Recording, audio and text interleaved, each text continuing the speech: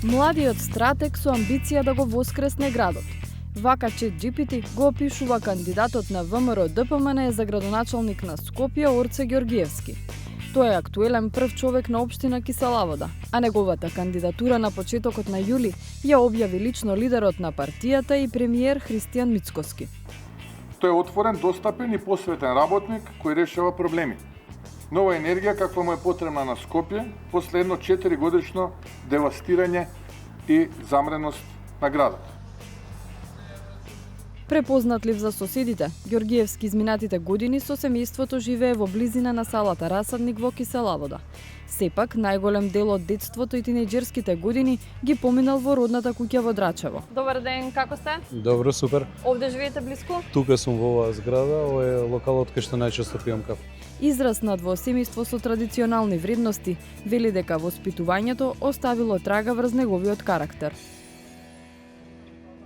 Потекнувам од патриархално семејство, традиционално македонско семејство, кое што сериозно нивното воспитување и насоките од раното детство кои што ме ги давале, успеало да ме изгради во таков човек како што сум денес. Слободното време, вели, се труди да го помине со синот и сопругата, а барем 2 пати месечно и на ручек кај родителите. За спорт нема многу време. Во помлади години тренирал кикбокс, а сега повремено оди во теретана. Во однос на образованието има необична комбинација. Споменавте средно медицинско лаборант, водтоа на факултетот за политички студии во Скопје. Што ве премисли? Генерално од секогаш сакав да работам за граѓаните, за народот. Иако перцепцијата во пораната младост ми беше дека тоа треба да го правам низ медицината, претпоставувам дека сплетот на околности, мојот партиски активизам во прво време, обкружувањето со луѓето со кои што и ден денеска се дружам и се мои блиски пријатели, Тимчо Муцунски би го споменал, Владимир Неловски, председател од Мицкоски, многу години наназад функционираме заедно и соработуваме.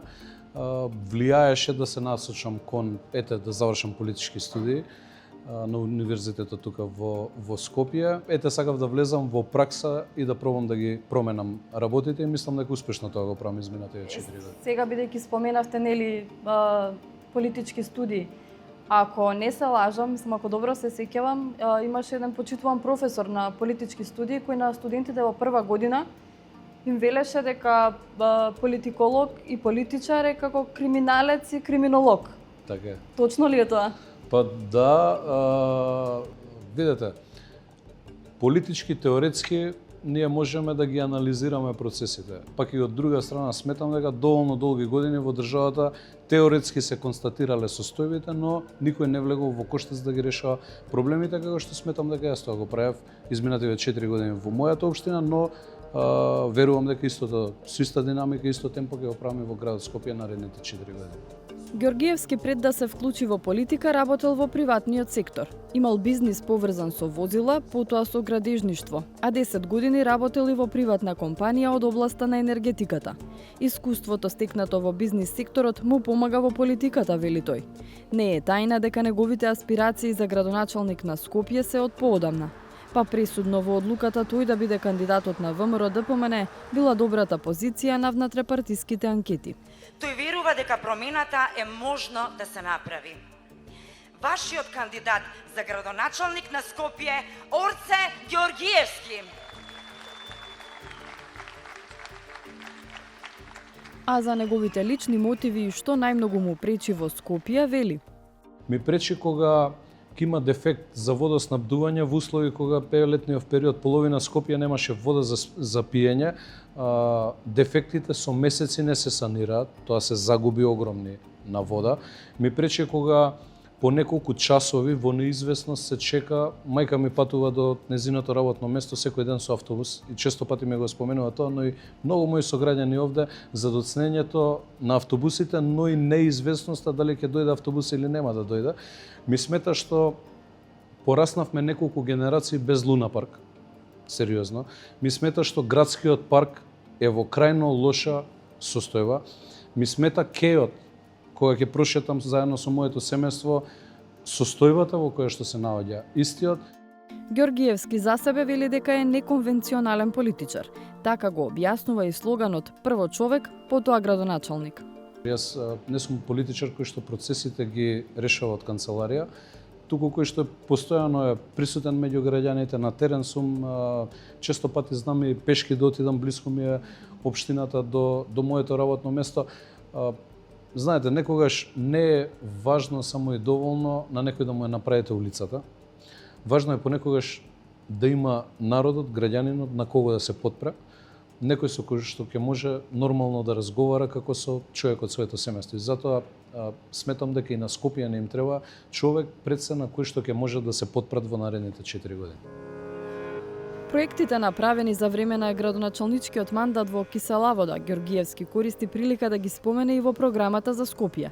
Меѓу најзначајните смета дека е реновирањето на салата Расадник, за која нескромно вели дека е круна на неговиот мандат. Во Кисела Вода генерално покажавме дека можат поинаку да бидат работите, за разлика од минатото, спроведувани во пракса, односно транспарентно и во интерес на граѓаните. Тука сме во Расадник и најдобар пример за тоа беше меѓународниот конкурс за Расадник, каде што поништивме 99 маркици за градба. Јас и во град Скопје сметам дека во контекст на истото треба да се одвиваат работите, земајќи во предвид моментот дека граѓаните се оние кои што треба да одлучуваат, но и советот кој што ќе биде приклучен ќе биде составен од експерти, од луѓе кои што се ја знаат од фелата работата најдобро. Не смееме да ги игнорираме тие работи ако сакаме добар напредок да имаме. Програмата за нашето Скопје е поделена на 7 столба, а главните ветувања се во делот на инфраструктурата и јавниот превоз, загадувањето и хигиената. Ѓоргиевски веќе најави чистење на градот во првите 72 часа, ако ја добие довербата на скопјани. Паралелно ќе започнеме со процес на чистење на сите депонии кои што ги имаме и активни жаришта во градот, како Вардаришта, како Визбегово депонијата, имаме неколку депонии во Карпош и така натаму и така натаму. Што значи дека тоа ќе биде еден комбиниран систем, да не дозволиме во перспектива да се случува она со потпалувањето што се случуваше. А еве ако земеме Вардариште во предвид повеќе од 30 години таа депонија. И сите го констатираат. Јас таму ќе направам мегапарк. Тоа Зошто? најде на критики затоа што тоа земјиште е загадено, затоа што Не, тоа најде на безидејност и не нудење на алтернатива од другата страна. Кој е мојот план? Значи за Вардариште има конкретна физибилити студија, изработена од 2014 година. Што вели физибилити студијата? Дека со добар третман, соодветен на тоа земјиште таму и таа депонија, ние ќе се доведеме до состојба да правилно биде истретирано целото земјиште таму, одгасувајќи го, водејќи грижа за водите кои што се наоѓаат таму, кои што ќе треба соодветно да се истретираат, тој талок кој што постои, но и соодветно третирање на земјата, на почвата која што е таму, вклучувајќи во предвид и сето она ѓубре кој што се наоѓа таму. И нема тоа да го направиме само таму, туку и на другите позиции. Најдобар третман, траен третман според мене е кога на истото место ќе создадете позиција која што ќе биде или парковска, или во Кисела Вода имавме одредени простори према барањето на граѓаните ги претворивме во паркинзи или за било каква функционална потреба на граѓаните која што им недостасува во тоа населено место. Така да во втора фаза депониите ќе бидат од чистењето кој што ќе влијае на процесот на подобрување на амбиенталниот воздух, проширување на градската мрежа на топлификација. Во оние зони каде што нема можност да се проширува, повисоките зони во Скопје, топлотни пумпи од страна на градот Скопје ќе бидат субвенционирани за набавка, затоа што тоа е од една страна најекономично за домаќинствата, од друга страна на долг рок го решаваат загревањето на своите домаќинства, големи акции за зеленување, за пошумување на Скопје и сет на други мерки кои што ќе ги примениме. Во однос на јавниот превоз, најавувате набавка на нови автобуси секоја година, градски воз и брз автобуски превоз или скратено БРТ. Тоа е оној истиот проект кој го најавуваше претходниот градоначалник Шилегов или станува збор за нешто поразлично? За тој проект има веќе обезбедено средства, задолжен е градот и се плаќаат камати.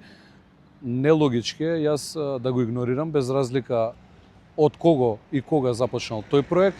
Според мене треба да биде додадено линија која што ќе води до Радишани од едната страна, од другата страна да има линија која што ќе води према Драчево. Она што брзо ќе биде интервенирано од моја страна ќе биде околу издавање на 60 на лиценци за приватните превозници, за да тие чекаат неколку месеци, ако не и година дена, за да бидат ставени во функција за граѓаните и сериозно тоа ќе влијае во однос на надминување на проблемот во ЈСП во прва фаза и 80 дополнително автобуси кои што со набавка, знаете, од владата треба да стигнат во градот Скопје, но и покрај тоа јас повторно на годишно ниво ќе го обновувам возниот парк на јавното сообраќајно претпријатие Скопје за никогаш да не се доведеме во состојба на колапс целосен како што имаме во моментов. Може би ќе звучи иронично, но има една теорија дека ВМРО ДПМН продолжува да го блокира градот за кога ќе дојде идниот градоначалник, ако вие бидете избран, да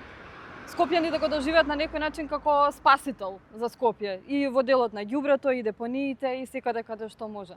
Видете, пренесериозна теорија е тоа на политичките опоненти наши. Ние треба да земеме во предвид кој раководи со градот во моментов. Еве, ако земеме да го видиме конгломератот од директори во моментов на позиции, ќе видите таму представници на политичката партија Левица, на политичката партија дел од нив се Социјалдемократскиот сојуз, политичката партија ДУИ. Во моментов нема таму директор кој што доаѓа од редовите на ВМРО ДПМН. Јас мислите дека би си дозволил, еве контењерите овде да ги видите во каква состојба се, неиспразнети, нашите служби општински наместо на позиции кои што се општинска надлежност го собираат отпадот од околу контењерите кои што е надлежност на градот Скопје. Ние трошиме наши, да, и така е во целост Скопје. Ние трошиме наши ресурси, нашите луѓе даваат се од себе кои што работат во службите за да ги амортизираме состојбите негативни кои што ги предизвикува градот Скопје. Ѓоргиевски е убеден дека како и на локалните избори во 2021 година, така и сега ќе успее да го освои градоначалничкиот мандат уште во првиот круг од локалните избори. Но ако сепак има втор круг на гласачкото ливче како против кандидат, очекува да се најде Каја Шукова од СДСМ.